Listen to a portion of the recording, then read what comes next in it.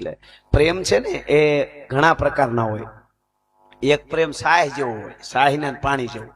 સાહીને પાણીને પ્રેમ ખરો, પણ સાહીમાં પાણી નાખો તો ઘડીક વાર સાહ પાણીને હારે રાખે, પછી ધીરે ધીરે ઉપર ધકાવી દે. સાહ તળિયે આરામ કરતી હોય, પાણી બિચારું ઉપર દેખાય, નોખા પાડતી. હું કામે એના તળિયે ખટાશ પડી છે.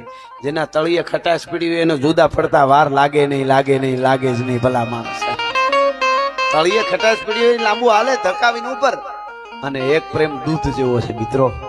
એકવાર દૂધમાં પાણી નાખી દો ને પછી કોઈની તાકાત નથી નોખું પાડી શકે. મુમન લગી તુમના, તુમન લગી મું, પછી લૂણ વળ્યું પા પાણી, પાણી વળ્યું પા લૂણ.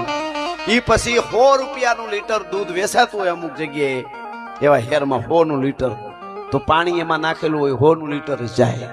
અને ઈ દૂધને સુલા ઉપર મૂકે ને, પ્રેમ જોઈજો, સુલા ઉપર મૂકે ને દૂધને, નીચે તાપ કરે ને, એટલે તાપની એવી તાકાત છે કે દૂધની પેલા પાણીને બાળે.